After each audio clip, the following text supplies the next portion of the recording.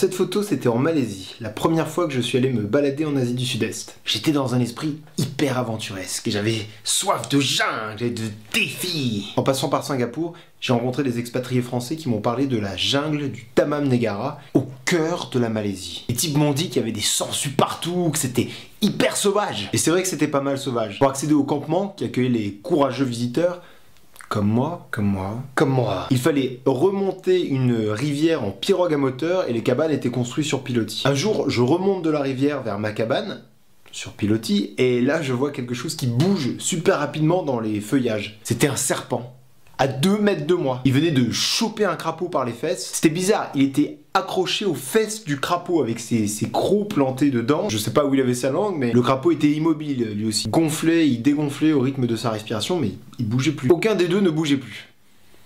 Moi je bougeais plus personne bougeait. Je me suis dit que le mieux ce serait que je prévienne à un des Malais qu'il y avait un serpent qui traînait près des cabanes. C'est-à-dire à 10 mètres du terrain de foot où tout le monde jouait pieds nus. Du coup, je vais trouver l'arbitre et pour pas avoir l'air d'un touriste en panique parce qu'il a vu un serpent que eux ils doivent probablement voir tous les jours, je prends un air un petit peu détaché. Je voulais juste vous signaler qu'il y a un serpent là-bas. Je sais pas quelle espèce c'est, je sais pas s'il est dangereux pour l'homme, mais peut-être que voilà, si vous voulez vérifier, c'est là-bas. Pétrification du type. Il se met à crier « Ah, serpent !» Je suppose, je ne parle pas malais. La partie de foot s'est arrêtée immédiatement et tout le monde s'est précipité pour encercler le serpent. Il y a l'arbitre qui lui a coincé l'arrière de la tête avec un manche à balai et il est allé attraper le serpent comme on attrape un chiot. Sauf que c'était pas un chiot.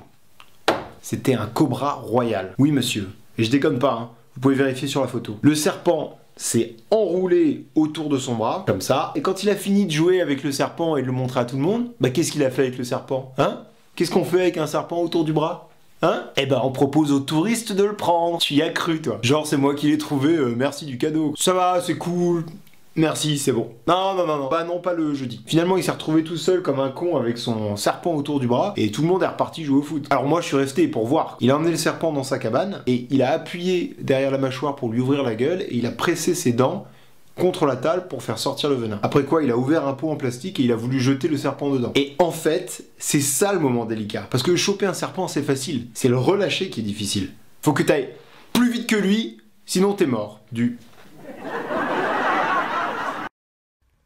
Salut, c'est Nabolo qui vous parle. Alors en fait j'ai repris ces images, ça fait quelques années que je les ai tournées, là je suis en train de les monter et je m'aperçois que je devais pas être au courant qu'il y avait une fonction slow motion dans le logiciel de montage, ce qui donne lieu à ce que vous voyez maintenant. Voilà. Merci pour votre compréhension.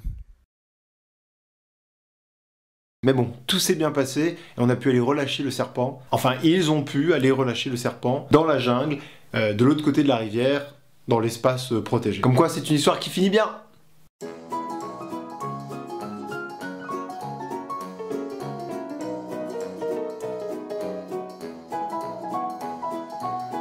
Nabolo.com